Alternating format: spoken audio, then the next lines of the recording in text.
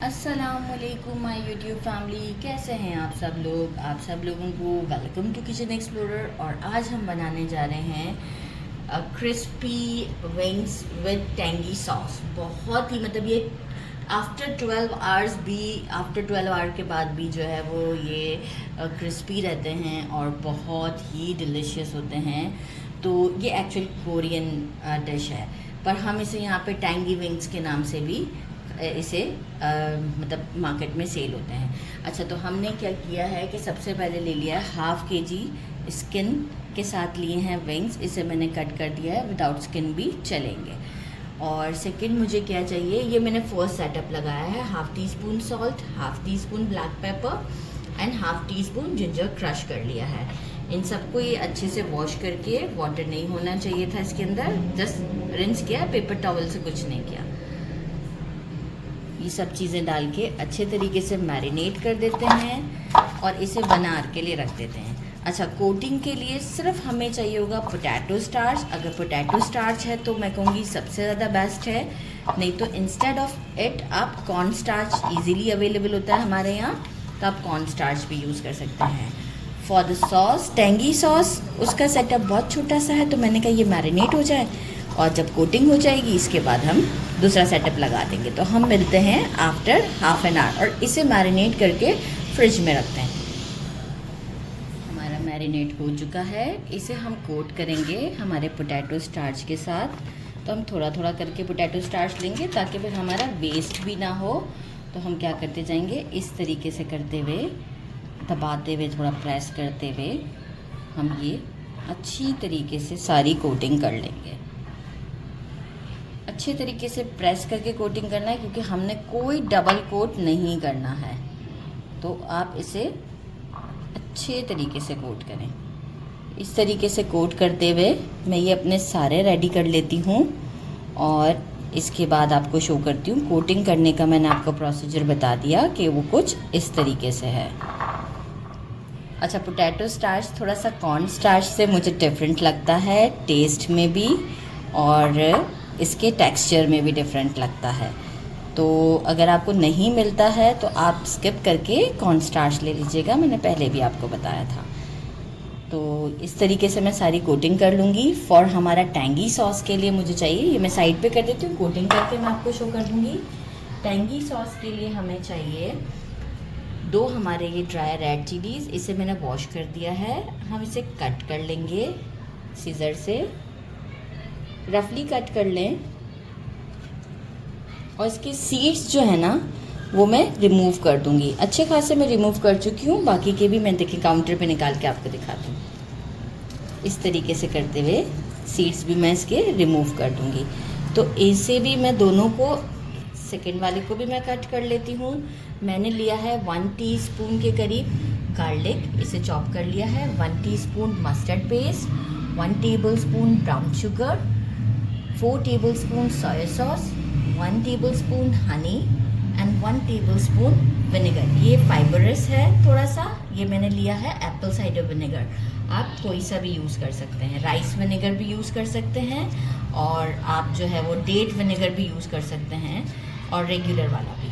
तो बस अब मैं इसे कट कर देती हूँ, सारा कोट कर देती हूँ। कोटिंग करने के बाद हम इसकी सॉस रेडी करेंगे। हम पहले फ्राई करेंगे क्योंकि डबल फ्राई होगा, और फिर हम जो है वो आपको इसको सॉस की तरफ लेके चलेंगे। और ये इतने क्रिस्पी होते हैं कि 12 घंटे के बाद भी ये एज इट इज़ ही रहेंगे।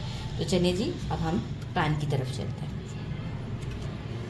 ज़रा सा हम चेक कर लेते हैं, जी गर्म है। ये देखें सारे मैंने कोट कर दिए हैं और अब हम 1 बाय 1 इसमें डाल देते हैं। फ्लेम अभी हम मीडियम पर रखेंगे। मीडियम से अगर थोड़ा स्लो भी रखते हैं तो कोई इशू नहीं है। और इसे हम 12 मिनट्स तक के लिए फ्राई करेंगे। फिर 12 के बाद हम इसे निकाल लेंगे और इसके बाद हम इसे थोड़ा सा रेस्ट देंगे फॉर 1 to 2 मिनट्स।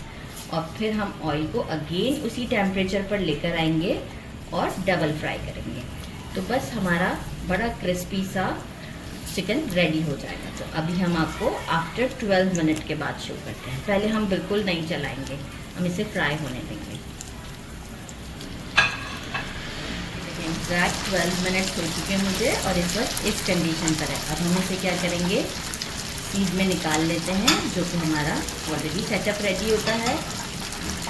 अच्छा, फ्लेम को अभी मैं स्लो नहीं करूँगी, इसी उसके ऊपर इसे अगेन गर्म होने दूँगी और इसके बाद हम इसे एक सेकंड फ्राई देंगे। ज़रा इसे भी 1 मिनट का रेस्ट मिल जाएगा और ऑयल भी ठीक ठाक हमारा गर्म हो जाएगा। जब हम इसे सेकंड फ्राई देंगे तो ये वाला सेकंड फ्राई थोड़ा सा लॉन्ग होगा, फॉर 6 to 7 मिनट का होगा। वरना मैं हमेशा कहती हूँ ना कि बस कुछ मिनट्स मतलब सेकंड्स के लिए जो होता है, नहीं, ये 6 to 7 मिनट का फ्राई होगा। बिल्कुल जब तक फ्राई करना है जब तक कि आवाज़ ना आने लग जाए इसकी कोटिंग में से। तो बस अभी हम इसे एक अगेन गरम टेम्परेचर के ऊपर आने देते हैं और फिर इसके बाद हम आपको शो करते हैं।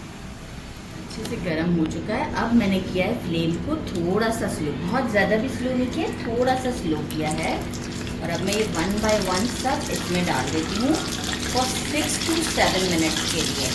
अब टिल हो सकता है कि थोड़ा सा टाइम ड्यूरेशन बढ़े, क्योंकि अब मैं इसे जब तक के लिए फ्राई करूँगी कि जैसे ही इसकी जो आउटर लेयर है वो बिल्कुल क्रंची ना हो जाए। तो बस अब हम इसे सबको डाल के फ्राई को छोड़ देते हैं। ये मुझे जो है वो 10 मिनट्स लगे इसे इस कंडीशन पे लाने में। अब मैं आपको इसे निकाल के दिखाऊंगी ना, तो आपको इस वक्त भी फील होगा कि ये काफ़ी क्रिस्पी से हैं। अब हम इसे सीध में निकाल लेते हैं और सॉस रेडी कर लेते हैं, और जब तक इसे रेस्ट भी मिल जाएगा कि वो अपना क्रंच को अच्छे से डेवलप कर ले। तो बस अब हम सॉस की तरफ चलते हैं। ये सब निकाल के साइड पे कर देते हैं।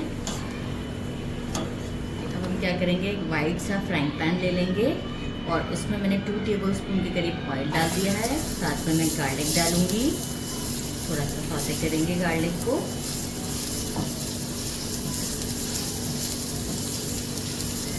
और जो मैंने चिलीज रेड जिनके सीड्स निकाल दी हैं उसे डालेंगे। थोड़ा सा इसे भी सौते करेंगे जब तक मैं अपने सारे ये सॉस को खा लेती हूँ।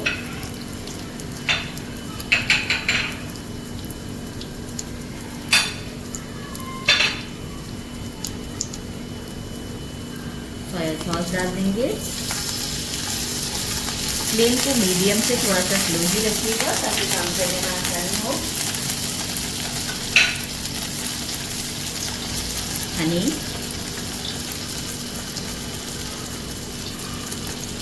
इतनी ज़बरदस्त इसकी सॉस होती है ना कि मैं आपको क्या बताऊं। विनेगर, मस्टर्ड पेस्ट,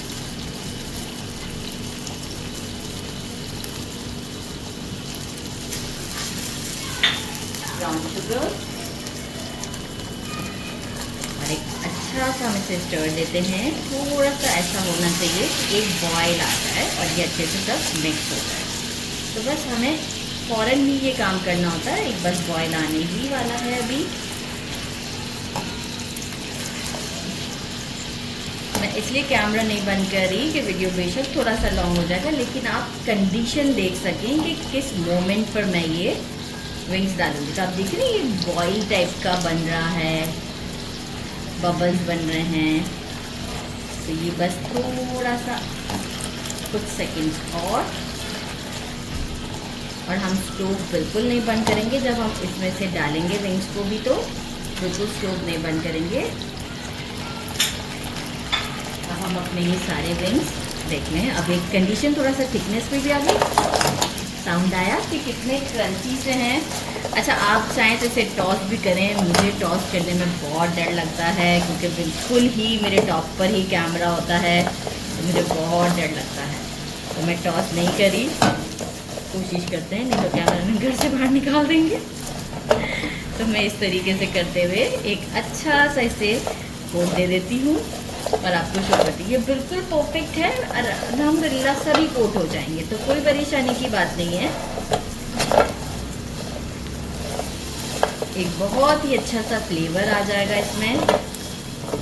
साउंड आप देख रहे हैं कैसा है कि मतलब पैन में भी, ये देखिए अभी से साउंड है। तो बस अब से करते हैं डिश आउट और डिश आउट का आपसे मिलते हैं। मैंने डिश आउट कर दिया, आप देख सकते हैं कितने ग्लेजी से हैं। और अभी इसे हम ट्राई करते हैं, ये आप देखें। बिस्मिल्लाहिर्रहमानिर्रहीम। साउंड का आइडिया आपको, फ्लेवर बहुत ही ज़बरदस्त है। अगेन एक साउंड देखें, वाइट इसी से लिया मैंने। ज़बरदस्त, बहुत ही डिलीशियस है, इसे ज़रूर ट्राई कीजिएगा। अच्छा, सेकंड फ्राई में मुझे 10 मिनट्स लगे थे ना, मतलब फर्स्ट फ्राई में 12 मिनट और सेकंड फ्राई में 10 मिनट्स, तो मतलब फिर ये बिल्कुल कंप्लीट डन थे। बस इसे ज़रूर ट्राई कीजिएगा। मेरे चैनल को लाइक और सब्सक्राइब करना नहीं भूलिएगा। अपना ख्याल रखिएगा। अल्लाह हाफ़िज़।